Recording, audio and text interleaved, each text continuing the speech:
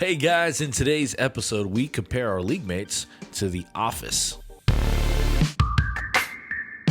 Welcome to the Coach and Commish podcast. No, not Adam Gase, and definitely not Roger Goodell. It's Chris and Sean breaking down fantasy football for the everyday man.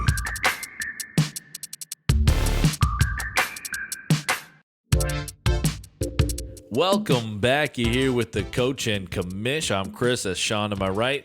And today we're going to take a little break off of fantasy football talk in our 757 local league. And we're going to talk about the rankings. So we'll go from 1 to 12.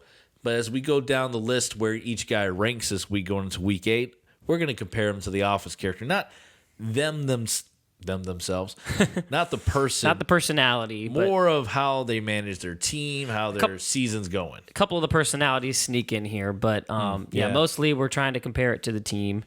So let's just dive right into it here. I'm going to let you take the first one with Phil. All right, so at number 1, Mr. Undefeated himself, Phil Boston, you are Jan Levinson Gould, or just Jan Levinson, because you may be labeled as the villain. But she's always on top, so take that however you would however like. you may. If you follow the storyline clearly, she owns like the paper company at the end. Like she's never down. Yeah. A woman so evil she went through some hard times. Yeah. Everybody counted her out, but yep, and then she's running her own business. I mean, the sneakily having Kevin's baby thing, that's a good thing. Never mind. Anyway, we're going down to The Office. Speaking of Kevin, we're going to move to our next one here, which is Morgan. First of all, shocker to anyone who's listening. Number 2, he's in second in the place. league. It's Morgan. And not only is he in second place, but he has earned that second place. He is right behind Boston Massacre himself. And is he even still that? Cup Massacre. Cup Massacre. Now. I mean, that's really what's doing it. Yeah. Whoever plays him when Cup's on a bye, that's when you're going to win. But yeah, he's in second place with just under his points. He's had some hard matchups. I mean, he deserves to be here. And because you deserve to be here, you are Kevin. Everyone loves Kevin. I talk to guys that have seen The Office 10 times, right? And Kevin's their favorite character. Yeah, and that's what I said. No one gives him a chance. You know, they think he's just kind of the fantasy Dumbo, doesn't know much about it, doesn't deserve to quite be in the league, and yet, he's everyone's favorite character. Yeah, guess what, David? Morgan does play fantasy football. And he's kicking your butt. Kicking your tail. All right, so Morgan, you're Kevin. Phil, you're Jan Levinson. Andy is at 3rd. He is rising back up the ranks here. You are Robert, California. the out-of-towner that no one quite understands. But you're gold. You just happen to be on top. You stand the whole time you draft. You stand the whole time. You stood in front of the camera like you were addressing us. I don't know.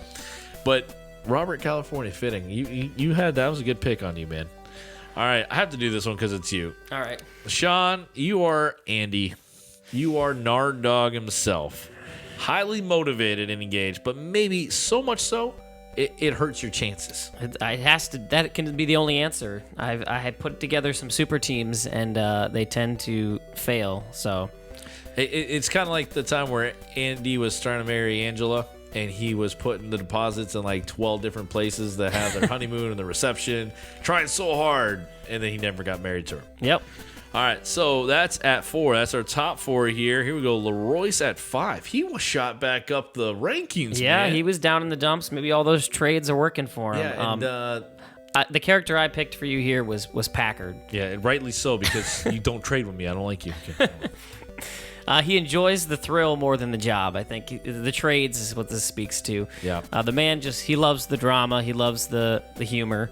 Also, he's super hilarious. So that's another reason I compared him to Packard himself. So all about the good times. And this one's hilarious. I'm going to give this to you at 6 in our rankings right now. Tim James. Who is he? Who is he, Sean? I've got him as Ryan. Ryan. You know, he's... especially for this season specifically, he's highly overrated, and now has been exposed for his with his low points. So if we look at the league stats here, we'll see that he took a little bit of a tumble. I think he's been up at 3rd for a couple weeks in a row, and he only has 780 points, which I believe is like third worst in the league right now. Shoot, man. So That's he's my getting territory. exposed a little bit there.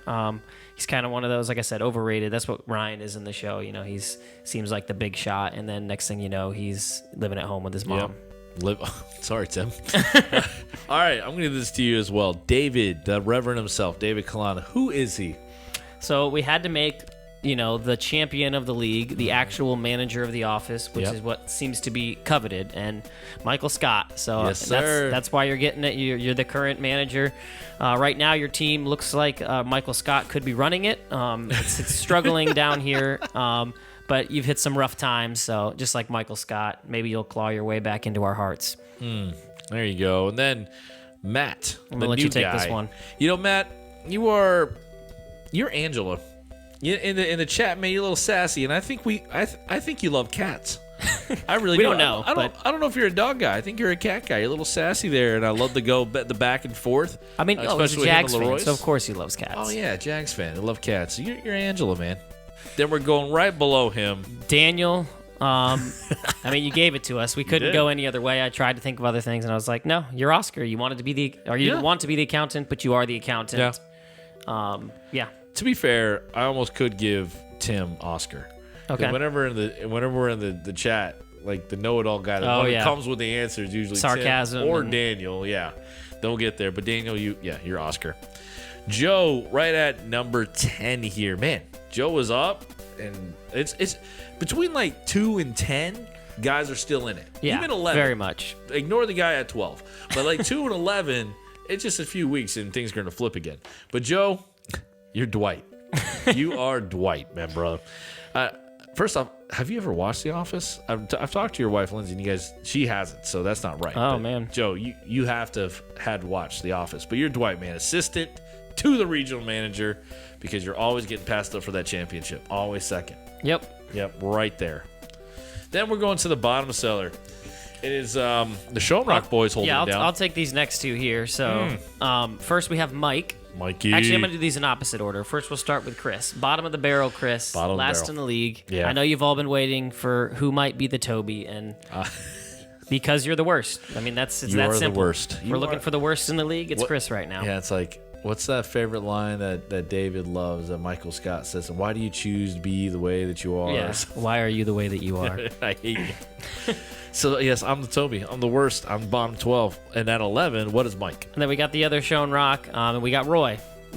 Slightly better. Slightly above Toby, at least in Michael's eyes. He's above Toby. But he's kind of not so great either. So Yeah, but there's hope for Roy. Season 12, man, you and your company. that's true. You So start to feel bad for him. You- If you actually look at some of the story, you're like, Pam was kind of, she's the one who cheated on him. Yeah. We should make Mike Pam. She secretly hated the most. So I know, big surprise. We're done with the list here. No Pam, no Jim. I know. I don't know. Maybe we'll have to go to a 14-team league, and we'll introduce a Jim and a Pam to No our league. Stanley either. Yeah. Huh. I mean, if we're going personalities, we could find some, I'm sure. Yeah, but team-wise, I think we hit on. I give Kamish, he did 100% of this.